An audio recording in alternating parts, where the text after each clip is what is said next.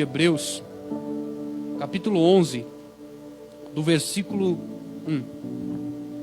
Jesus disse aos seus discípulos, após ressuscitar, que a paz seja convosco.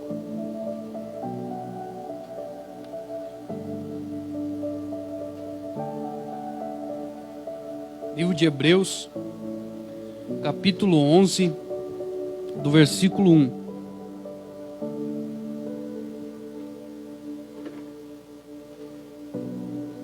Hebreus 11 e 1 vai dizer assim: ora, a fé é o firme fundamento das coisas que esperam e a prova das coisas que não se veem, porque por ela os antigos alcançaram testemunho. Pela fé entendemos que os mundos pela palavra de Deus foram criados, de maneira que aquilo que se vê não foi feito do que é aparente. Amém? Pode se assentar.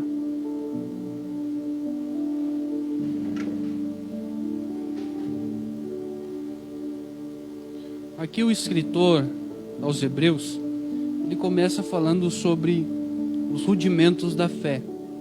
Ele começa falando o que é a fé, como a fé funciona e como os antigos ou os nossos patriarcas, ou aqueles aonde a Bíblia descreve, eles alcançaram testemunhos diante de Deus. E hoje eu quero falar um pouco sobre vencendo o medo.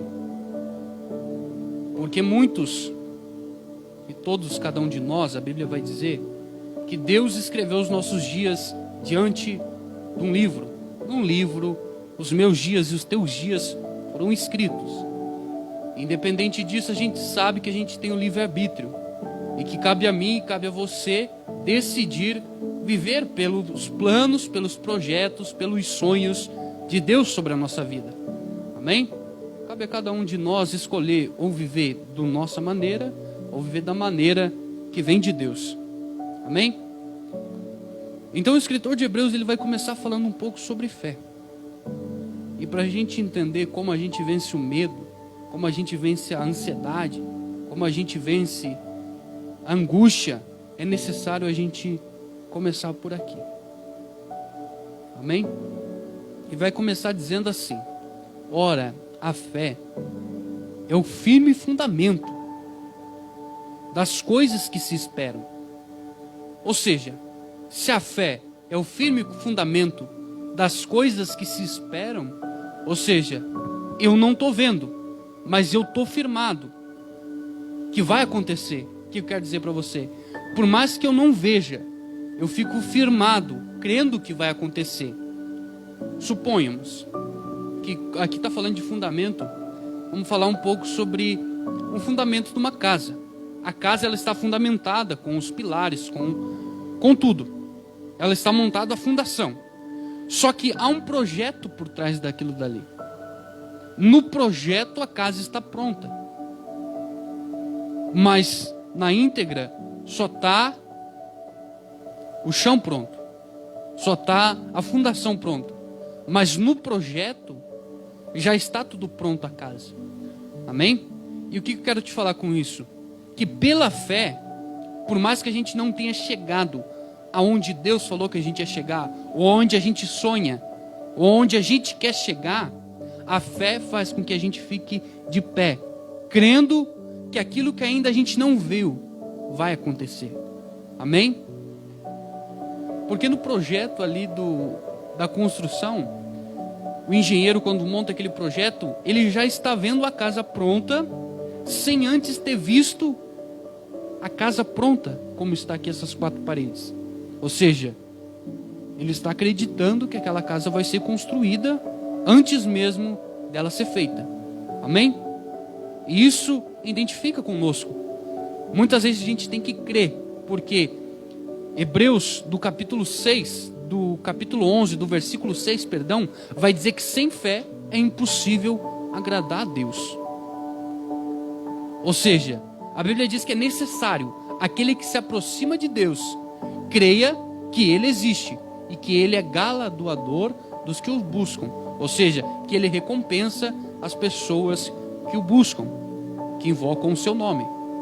Então, se a fé é o firme fundamento daquilo que a gente não vê, mas a gente tem certeza que a gente vai receber, então a fé faz com que a gente fique de pé em meio a tantas dificuldades, a tantas aflições, ou a tanto tempo que estamos esperando para ver aquilo que ainda não vemos. Amém?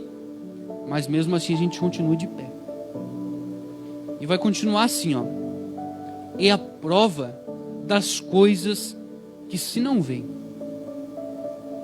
E a prova das coisas que não se veem. Ou seja, pela fé, eu não preciso. Suponhamos que essa garrafa não está aqui. Só faça uma base comigo. Essa garrafa não está aqui. Mas pela fé, eu acredito que tem uma garrafa aqui. E que uma garrafa vai ficar aqui. Mas suponhamos que não tem essa garrafa. Mas eu acredito que vai estar aqui. Aí você diz, não, mas você é louco. O apóstolo Paulo ele vai dizer que para os incrédulos, para os ímpios, é loucura tudo isso.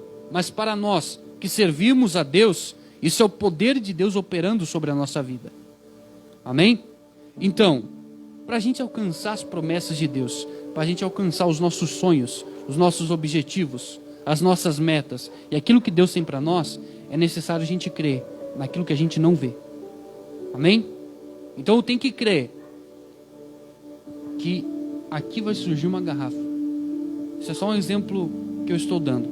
Então a gente tem que crer naquilo que Deus prometeu para nós. Porque a Bíblia diz que o querer vem de Deus, como o realizar. Ou seja, Deus coloca sonhos, Deus coloca projetos, Deus coloca os objetivos sobre o nosso coração. Porque o querer vem dele. E quando Deus coloca isso, Deus está esperando de nós uma atitude para que Ele possa realizar esse querer.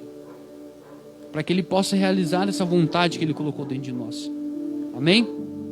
Só que tudo isso, a gente tem que acreditar, mesmo sem antes estar consumado, sem mesmo antes a gente ter visto com os nossos olhos físicos. Amém? E vai continuar assim, dizendo: porque por ela os antigos alcançaram testemunho. Ou seja, por meio daquilo que não se vê, os antigos, Marcos, João, Tiago, apóstolo Paulo, Daniel, Sadraque, Mesaque, Abednego, Abraão, Davi, Salomão, todos os que antes de nós, que estão descritos na Bíblia, alcançaram testemunhos diante de Deus pela fé, crendo naquilo que ainda não tinham recebido. Porque quando Deus faz a promessa a Abraão, Deus manda Abraão sair da terra dele, de um lugar de prosperidade, de um lugar onde ele convivia com a sua família. Deus manda Abraão sair da sua terra e ir para uma terra que Deus iria mostrar. Opa, e você já está vendo. Abraão saiu da sua terra, crendo que Deus iria mostrar uma terra para ele. Então eu entendo com isso, que Abraão, ele acreditou naquilo que ele não viu. Mas ele sabia que Deus era poderoso para dar aquilo que prometeu. Por mais que ele não visse. Porque a gente sabe que Deus ele é onisciente, que ele é onipotente, que ele é onipresente, ele está em todo lugar, no passado, no presente e no futuro. E ele sabe de tudo, do passado, do presente e do porvir, do futuro. Ou seja, se Deus sabe de tudo, e se eu confio em Deus, então eu tenho que acreditar que aquilo que ele prometeu para mim vai se cumprir. Por isso que vai dizer em Hebreus capítulo 11, versículo 6, que sem fé é impossível agradar a Deus. E baseando nesse texto, a fé é aquilo que não vemos, mas temos a certeza que já aconteceu, que já tomemos posse.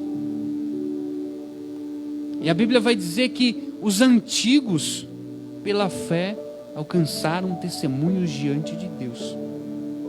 Amém? Então é por essa palavra, é por essa fé que a gente se move. Amém? Não por aquilo que vemos, mas por aquilo que acreditamos que vai acontecer, mesmo sem a gente ver. Amém? Continuando. Versículo 3. Olha só como que aconteceu. Pela fé, entendemos que os mundos, pela palavra de Deus, foram criados, de maneira que aquilo que se vê não foi feito do que é aparente. Ou seja, tudo isso que a gente vê não foi feito do que a gente vê. Opa! Tudo isso foi feito, veio do mundo espiritual para o nosso. Porque a Bíblia diz que Deus é espírito. Ou seja, Deus criou tudo daquilo que não se vê. Amém? Porque você só pode criar uma coisa do nada. Um exemplo. Essa madeira, esse púlpito, eles não foram criados, eles foram moldados. Porque isso é matéria-prima que vem da terra, o metal, o ferro. Ou seja, só foi moldado o ferro e feito esse púlpito. Amém? Ou seja, esse púlpito não foi criado, ele foi moldado. Porque para criar uma coisa, tem que ser, eu fazer assim, ó, faça-se isso e acontecer. Aí sim eu sou um criador. Porque do nada eu transformo uma coisa. Isso não existe. Só quem tem esse poder para criar algo do nada e dizer assim, ó, faça-se algo novo. E fez algo novo. É só Deus que tem esse poder para criar isso. A gente pode esculpir, a gente pode dar forma a qualquer coisa. Amém? Então, entendido isso, que Deus, que pela palavra de Deus tudo foi criado, daquilo que se não vê, nós temos que se basear e ficar firmes naquilo que a gente não vê. Amém? Mas eu quero um pouco mais para frente com vocês. A Bíblia vai dizer no livro de Josué, do capítulo 1, do versículo 9. Lembrando que essa palavra é para a gente aprender a vencer o medo. Josué capítulo 1, versículo 9. Vai dizer assim: não foi eu que ordenei a você? Um ponto de interrogação. Seja forte e corajoso. Não se apavore, nem desanime. Pois o Senhor, o seu Deus, estará convosco, estará com você, por onde você andar. Olha só algo que Deus diz para Josué. Seja forte e corajoso. A primeira coisa que Deus diz a Josué é para que Josué seja forte e também corajoso. E vai dizer mais: não apavore, nem desanime, pois o Senhor Deus estará com você por onde você andar. Deus manda Josué não ter medo, não se apavorar, porque Deus está com ele. Ou seja, então se Deus está conosco, a palavra que foi liberada a Josué é liberada para nós. O que Deus diz para nós? Não precisa você ter medo, não precisa você temer, porque Ele está conosco. Jesus disse: eu estarei convosco até a consumação dos séculos. Aonde estiverem 2 ou mais reunidos em meu nome, ali eu estou. Mateus capítulo 18, do versículo 20. Ou seja, Jesus está conosco aqui. E Ele manda a gente não temer. Ou seja, se eu tenho que ser forte e corajoso, então eu tenho que ficar diferente dos outros. Só que muitas vezes a gente se encontra fraco, aflito ou com medo. O problema não está em você ter um medo, porque o medo, todos nós temos medo. Tem o medo fictício, que é o medo que você tem de coisas que nunca vão acontecer. Esse é um medo que pode nos atrapalhar. de coisas que nunca vão acontecer. Já viu aquele ditado que diz colocando chifre em cabeça de cavalo? Ou seja, tem medos que são fictícios, que nunca vão acontecer. E a gente tem que tratar esses medos. Há um medo que é um medo comum, de você pegar e subir em cima dessa casa e se atirar. Você tem medo disso, porque certamente você vai morrer. E há um medo, que é um medo que a gente não pode ter, é o medo contra a fé. O medo contra a fé é a única coisa que pode impedir eu e você de chegar naquilo que Deus tem para nós. Esse é o medo que faz com que os teus sonhos, projetos, com que a tua vida não ande para frente, você ande e não chega a lugar nenhum. Ou seja, que aquilo que você deseja tanto nunca aconteça. Amém? Esse é o único medo que a gente não pode ter. Esse medo a gente tem que lutar para não ter ele. Amém? Porque o medo, dentro de nós, ele se transforma num monstro. Ele não vai se transformar num demônio, mas ele se transforma num monstro que vai roubando os nossos sonhos, os nossos projetos, tudo aquilo que a gente sonhou. A partir do momento que não acontece, a gente enterra e não acredita mais. Você já sonhou por alguma coisa e por causa de você ficar com medo ou daquilo que te falaram, você não acreditou que podia chegar no lugar? Porque ficou com medo e aí acabou enterrando os seus sonhos, os seus projetos? Várias vezes, eu já passei por isso. Mas esse medo é isso que a gente tem que tratar. A gente tem que destruir e acabar com ele. Amém? Abra comigo, você que tem a sua Bíblia, no livro de Números, capítulo 13, do versículo 25. Números, vamos falar um pouco sobre isso agora. Números 13 e 25. Vai dizer assim: eles voltaram de espiar a terra ao fim de 40 dias. Só quero deixar um lembrete aqui antes de eu continuar esse texto para que todos entendam. Aqui, Deus tinha tirado o povo de Israel da terra do Egito, que simbolizava a escravidão. Ou seja, o povo de Israel estava 400 e poucos anos, em escravidão no Egito. E Deus, com forte mão, com mão poderosa, com sinais, prodígios e maravilhas, tira o povo da escravidão. O povo passa pelo Mar Vermelho, o mar se abre e o povo vai ao deserto. E o povo fica 40 anos caminhando pelo deserto. Amém? E quando o povo chega perto da terra que Deus prometera a Abraão, que Deus tinha falado que ia dar para Abraão por herança, quando eles chegam perto da terra, Moisés envia espias para a terra de Canaã. E quando esses espias vão à terra, a Bíblia vai dizer em Números 13 ainda, que quando eles chegaram na terra de Canaã, eles viram grandes cidades fortificadas com grandes muralhas. Eles viram as muralhas de Jericó. A Bíblia vai dizer que eles viram descendentes de Anaques, descendentes de gigantes, que eram os Anaquins. Eles viram grandes exércitos, carros de guerra. Eles viram várias coisas. Eles viram também a terra que manava leite e mel. Como assim Deus prometeu? Deus prometeu uma terra que manava leite e mel. A Bíblia vai dizer que o cacho de uva daquela terra, duas pessoas tinham que carregar um cacho de uva. Então pense quão grande era a promessa que Deus tinha para a vida do povo de Israel, do povo hebreu. Só que a promessa era para todo o povo.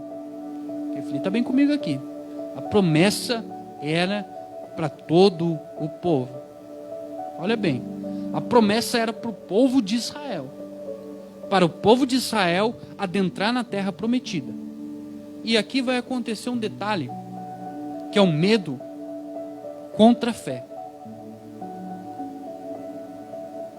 Aqui vai acontecer um detalhe, que por eles ver as dificuldades que eles iam ter que enfrentar, as lutas que eles iriam ter que batalhar, começa a brotar o sentimento de medo no coração deles.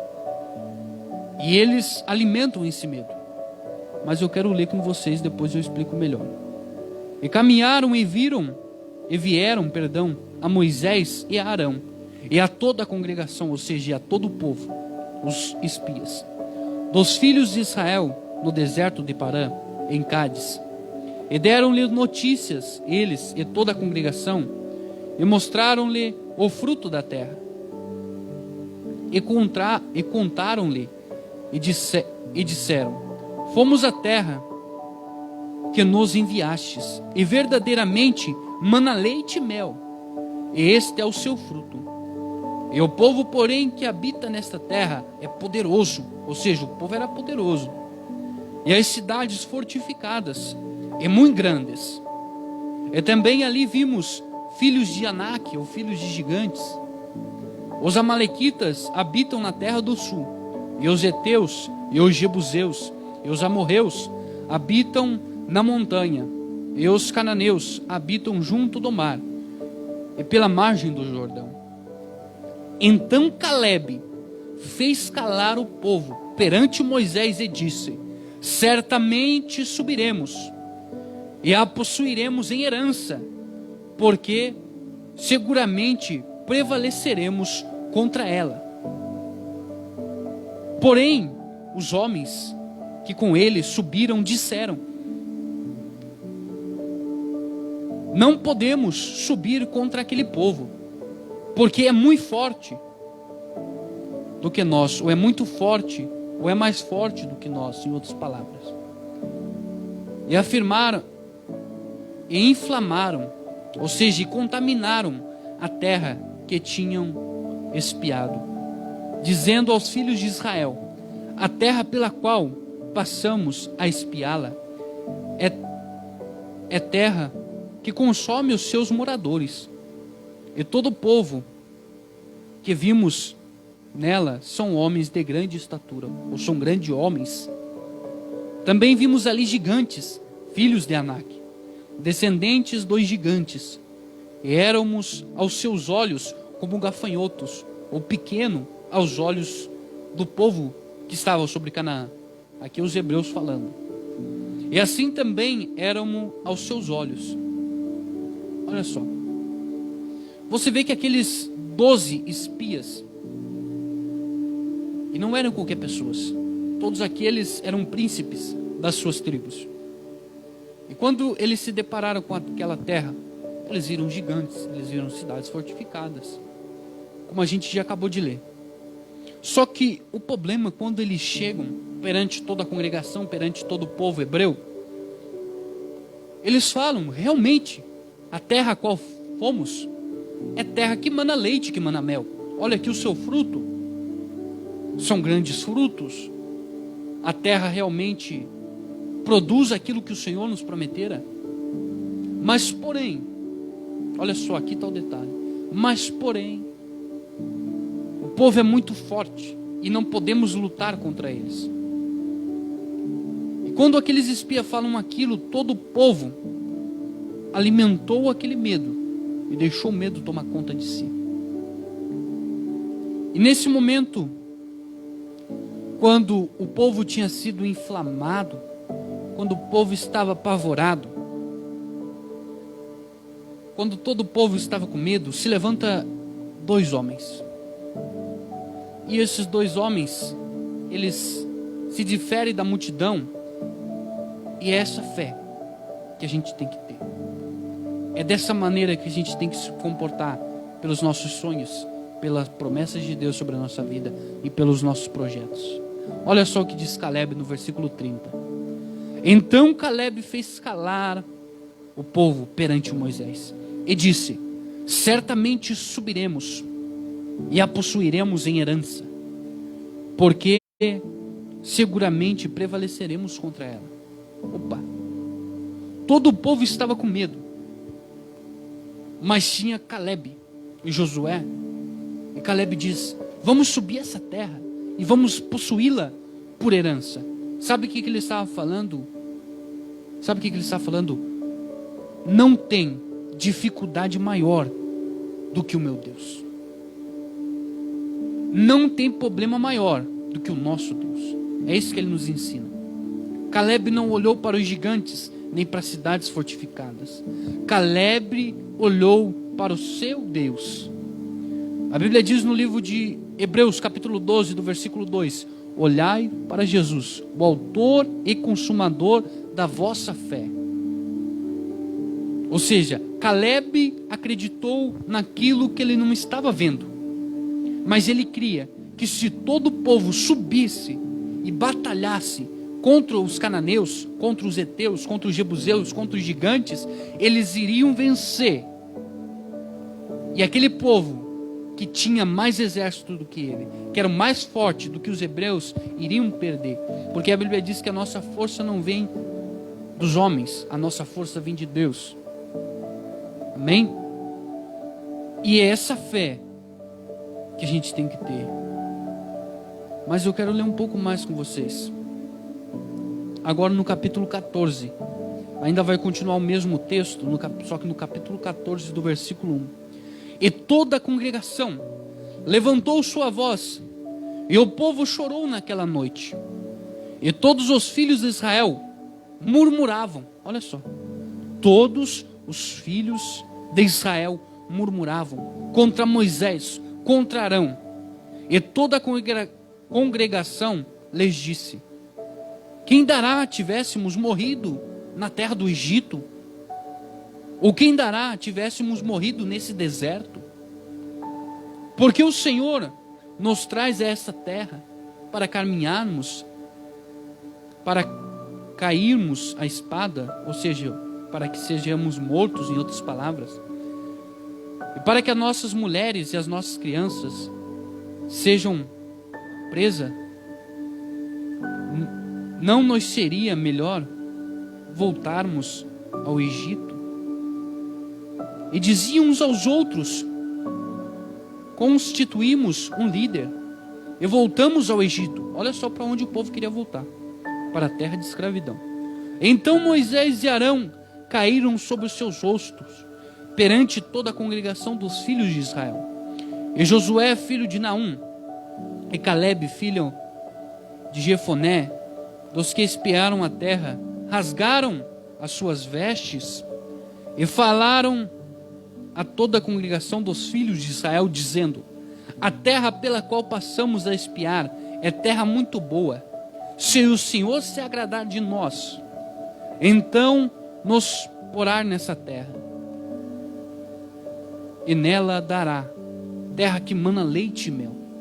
Tão somente não sejais rebeldes contra o Senhor, e não temais o povo desta terra, porquanto são eles nosso pão. Retirou-se deles o seu amparo, e o Senhor é conosco, não os temais.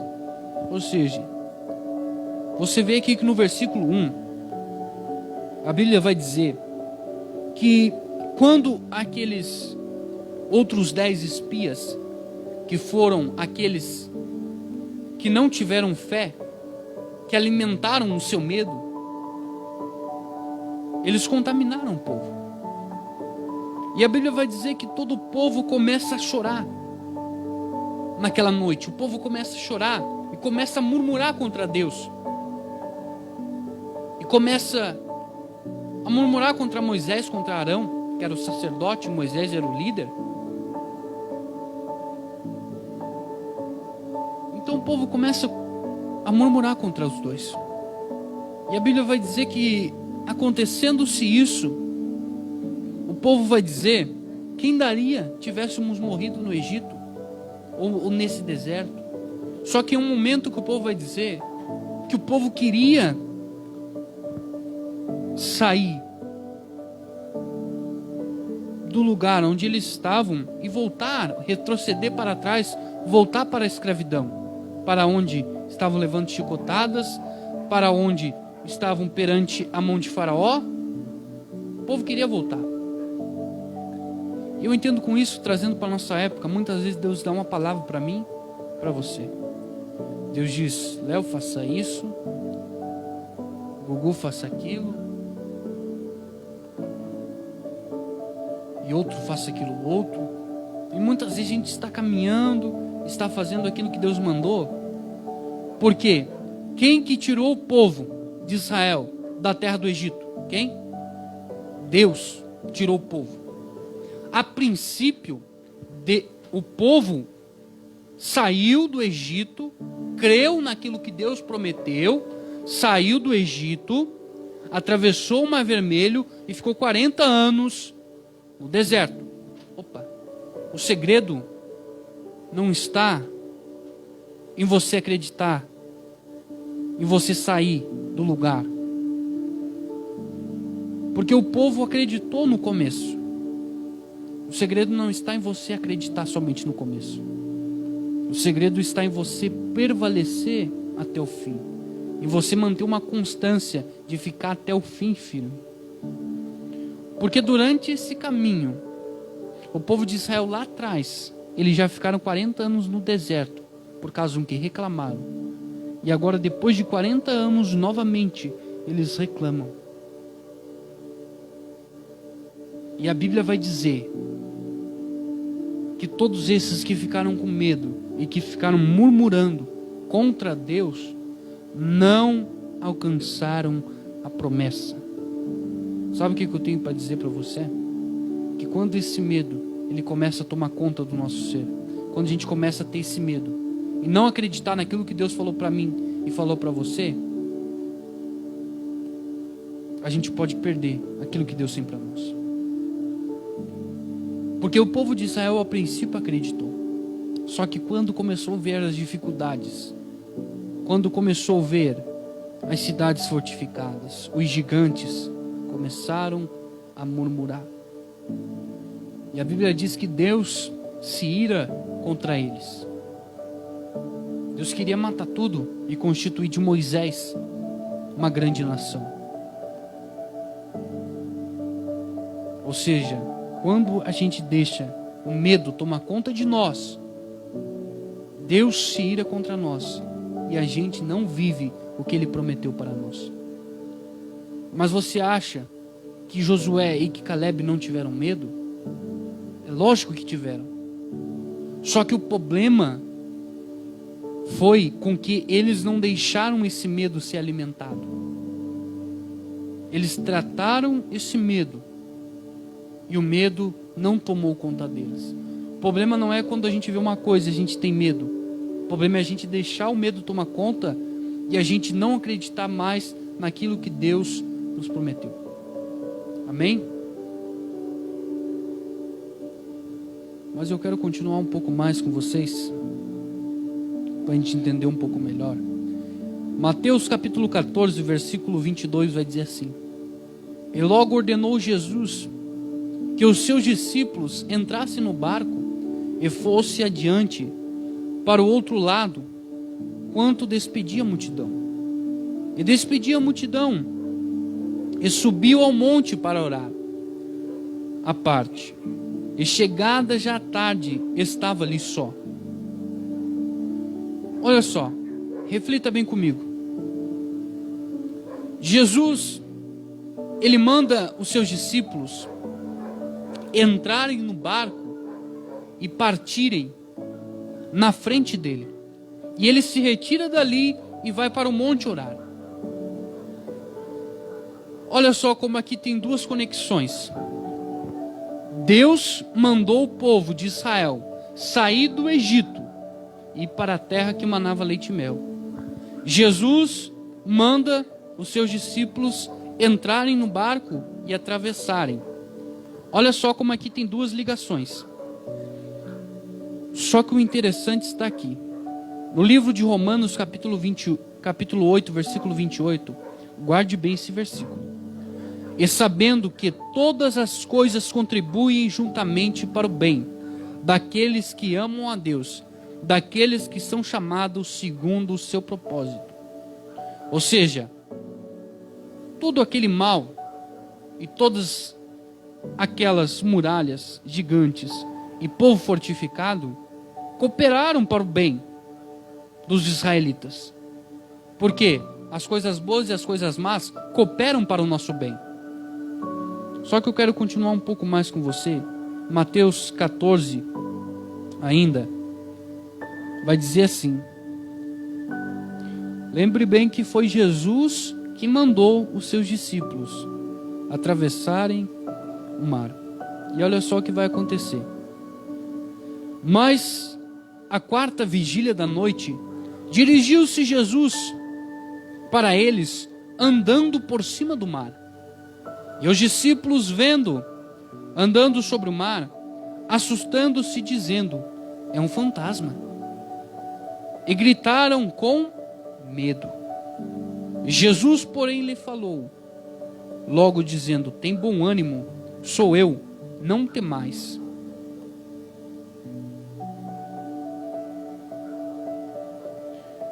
Quero voltar no versículo 24 um pouco, daquilo que eu já li. E o barco estava já no meio do mar, açoitado pelas ondas, porque o vento era contrário. Relembre que no versículo 22, quem dá a ordem foi Jesus aos discípulos para entrarem no barco e passarem um rio. E quando os discípulos obedecem à palavra de Deus, a palavra de Cristo, as ondas naquele barquinho açoitavam aquele barco. Onda daqui, onda de lá, onda de todo lugar. E acontece que a quarta vigília da noite, Jesus vem caminhando por cima das águas. E quando Jesus vem caminhando por cima das águas, a Bíblia diz que eles ficaram com medo, porque acharam que Cristo era um fantasma. E a Bíblia vai dizer que os discípulos ficaram com medo. Vai dizer assim, ó: é um fantasma, e gritaram com medo. E os discípulos, vendo, andando sobre o mar, assustaram-se, dizendo: é um fantasma, e gritaram de medo. Mas olha só o que vai continuar. E Jesus, porém, lhe falou, e logo dizendo: tem de bom ânimo, sou eu. E olha só o que vai dizer. E respondeu-lhe Pedro, e disse: Senhor, se é tu mesmo, manda ir ter contigo por cima das águas. E ele disse: vem. E Pedro, descendo do barco, andou sobre as águas para ir ter com Jesus. A princípio, quando eles verem Jesus caminhando por cima das águas, Jesus caminhando por cima das ondas, caminhando por cima daquelas ondas que estavam na tempestade, a Bíblia diz que todos os discípulos estavam com medo.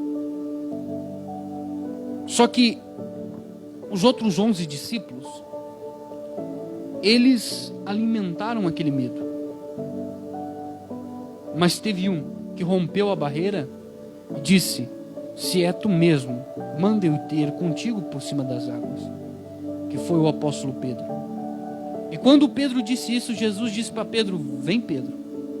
E Pedro sai e anda por cima das águas. Ou seja,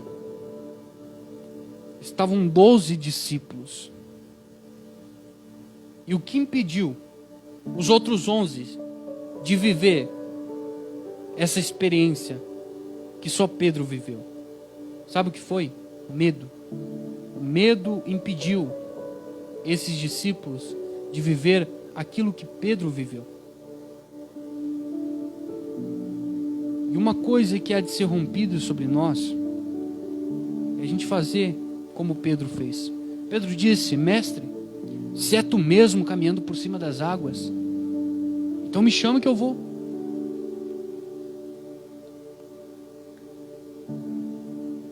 E quando acontece isso, Pedro caminha por cima das águas.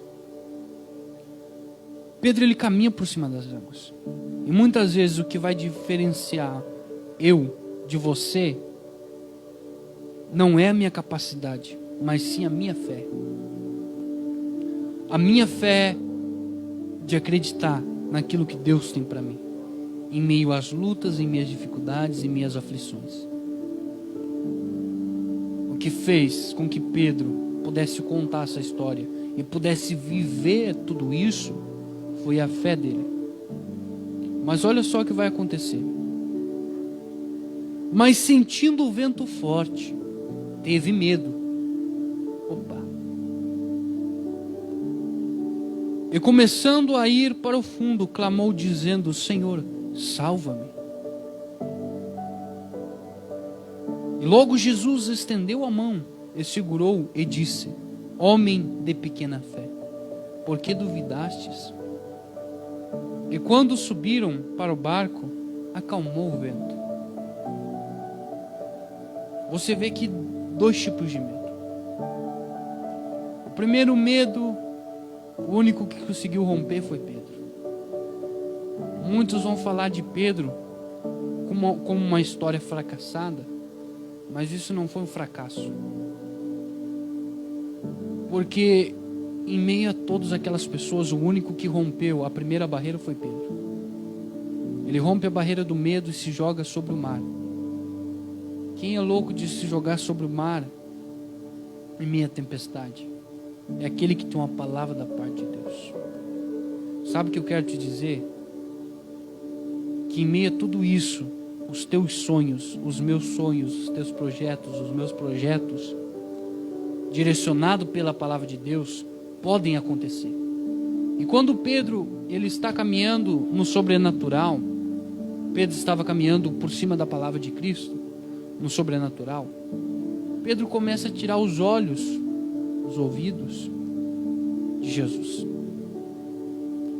E Pedro começa a deixar o vento falar mais alto.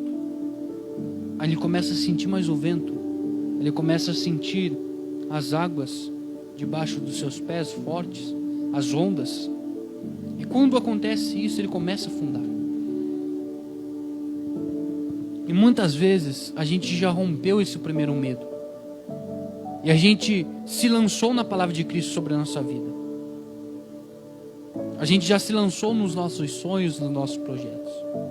Só que no meio de todas as tempestades e todas as aflições, dificuldades que a gente passa, a gente começa a tirar os olhos de Jesus, a tirar os ouvidos de Jesus e começa a achar que não vai dar mais certo.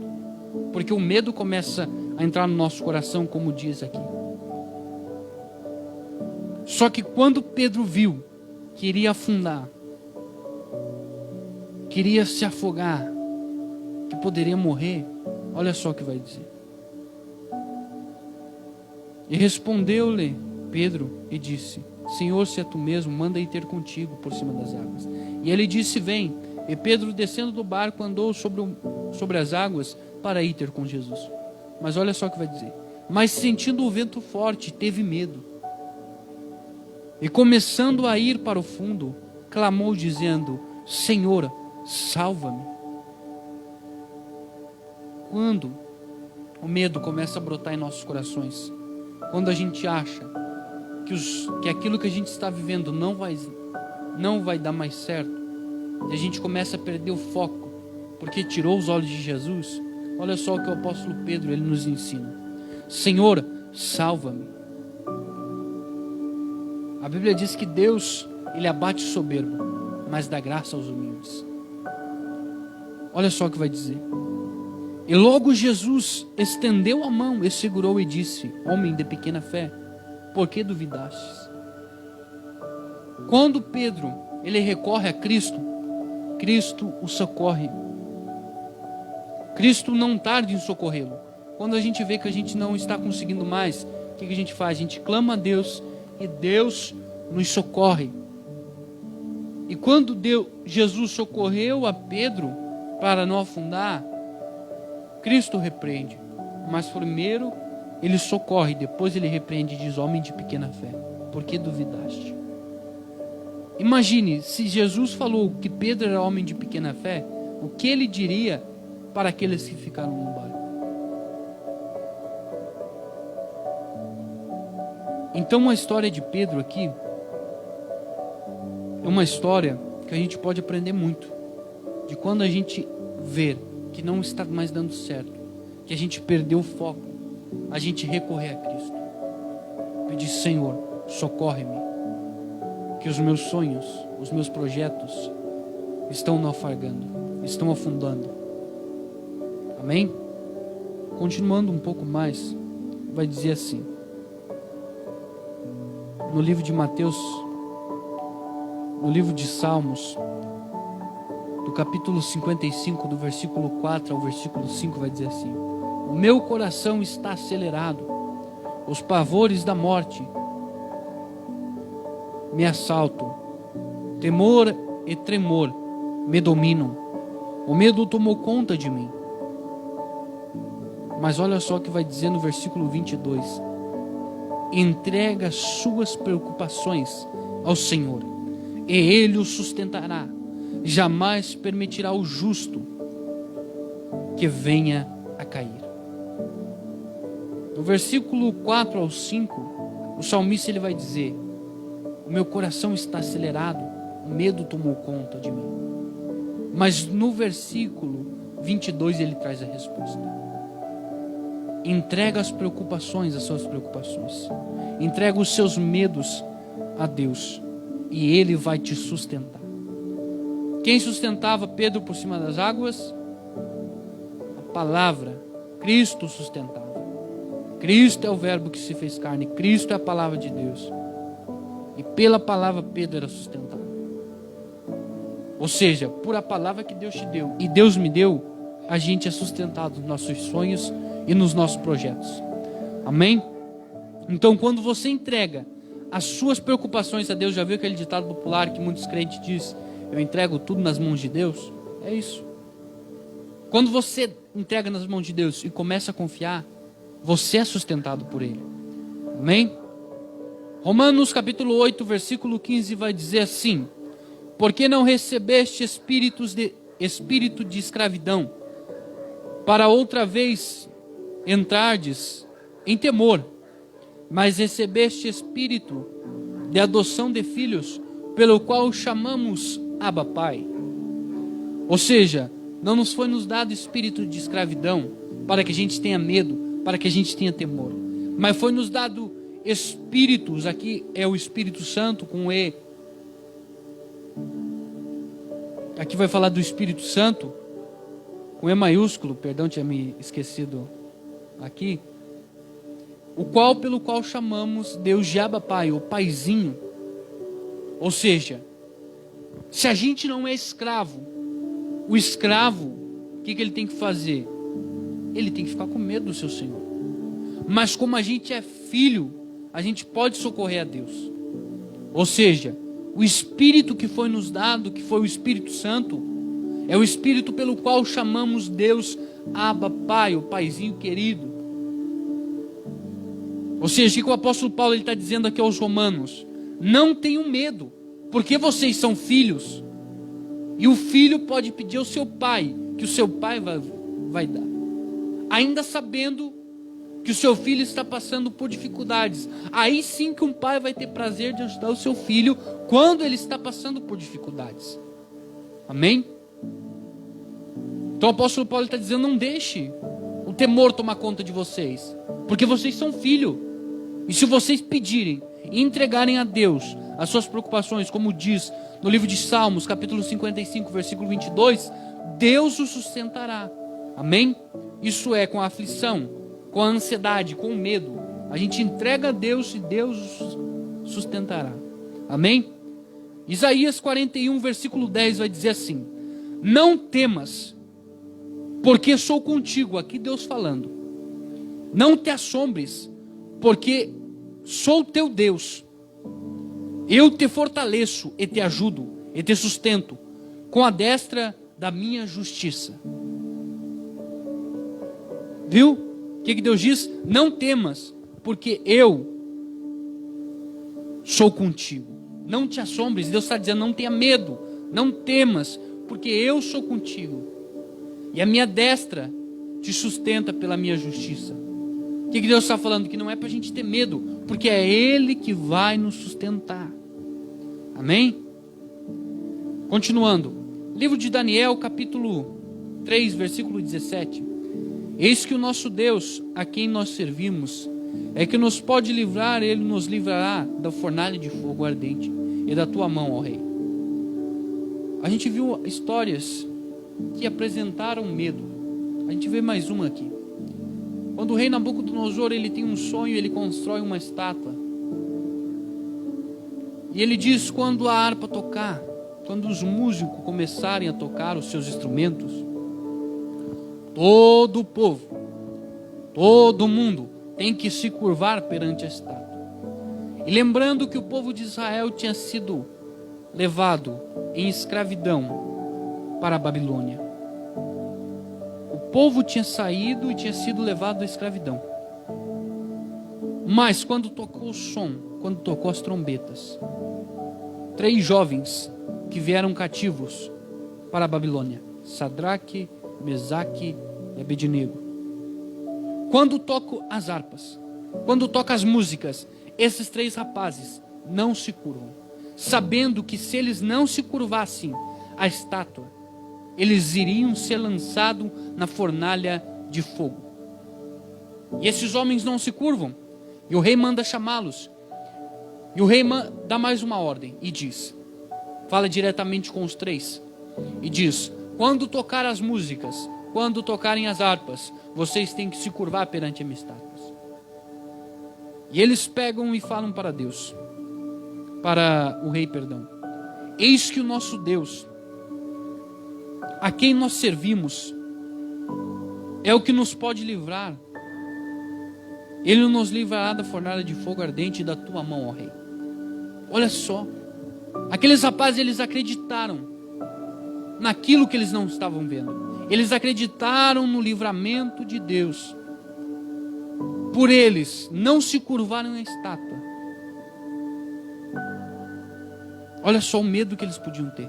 Todo o povo que foi levado em escravidão para a terra de Babilônia, do povo hebreu, se curvou, mas só 3 prevaleceram de pé, porque não deixaram o medo tomar conta. Eles dizem, o nosso Deus vai nos livrar. E acontece que eles são lançados à fornalha de fogo. A Bíblia diz que os homens que colocaram eles na fornalha de fogo, só de colocar, já morreram. E a Bíblia diz que quando eles estão na fornalha de fogo, eles caminham na fornalha de fogo. E a Bíblia vai dizer que havia o anjo.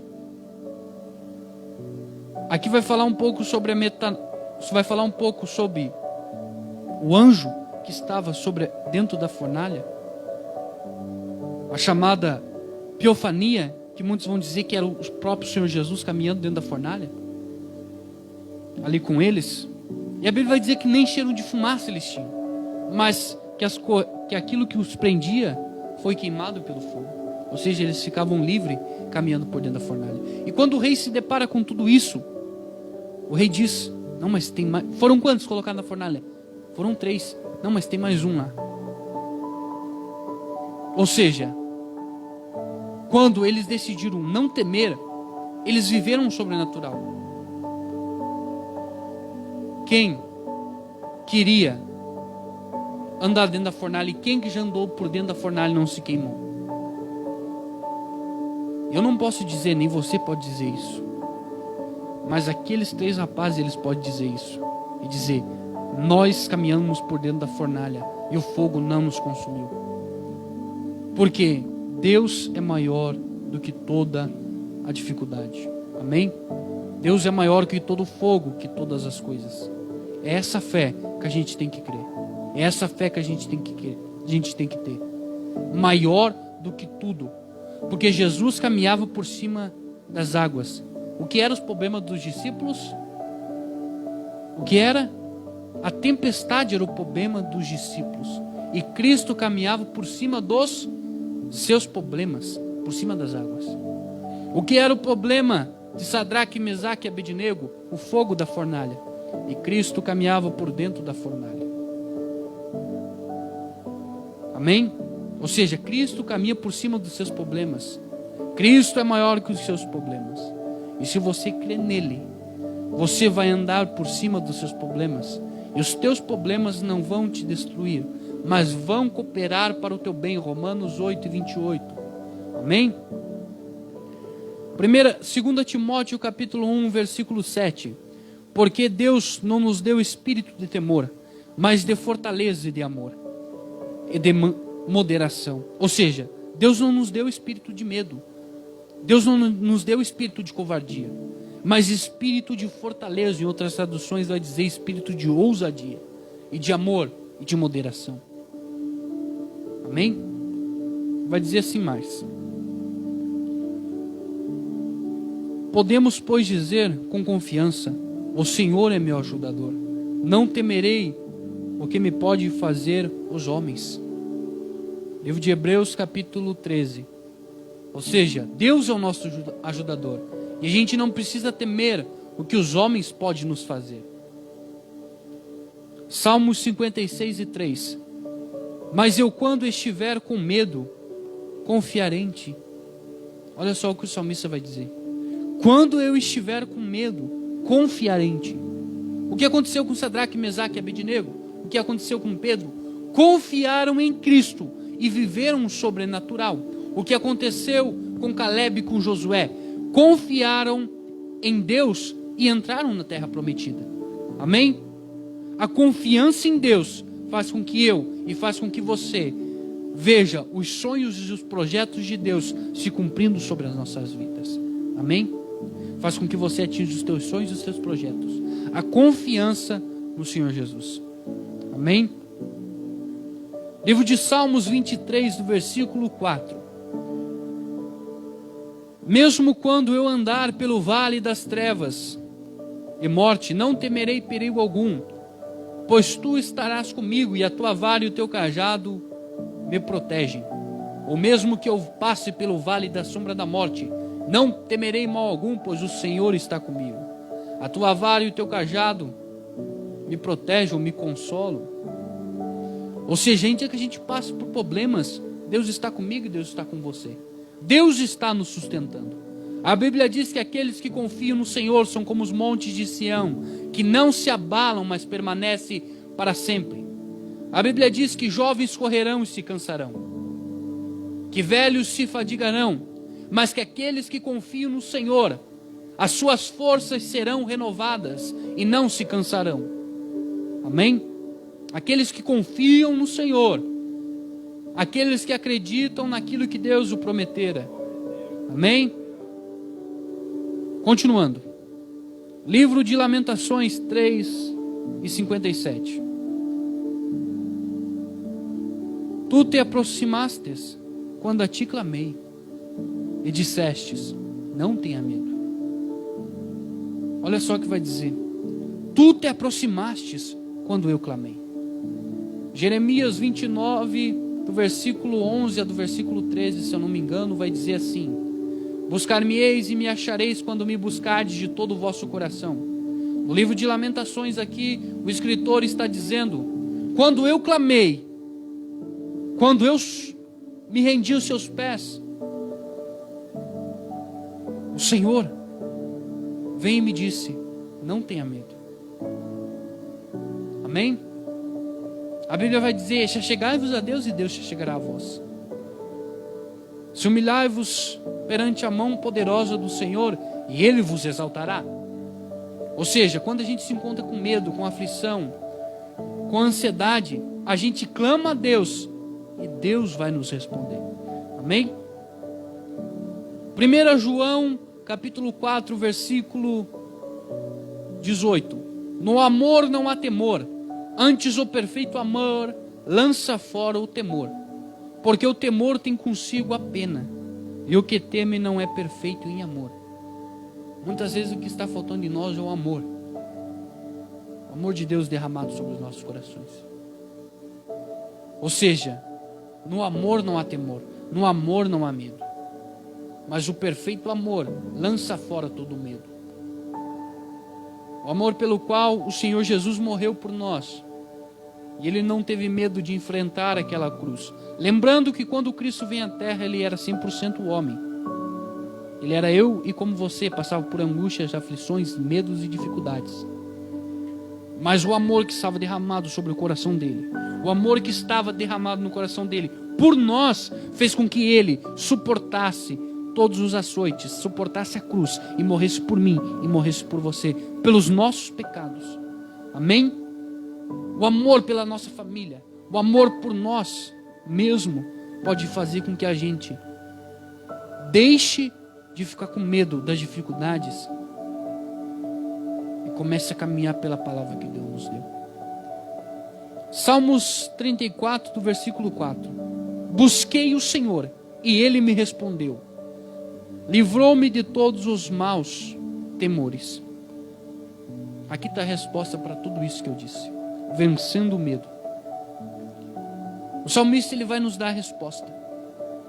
Ele diz, busquei o Senhor e Ele me respondeu. Ou seja, Deus não só ouviu, Deus respondeu e tirou todos os meus temores, todos os meus medos.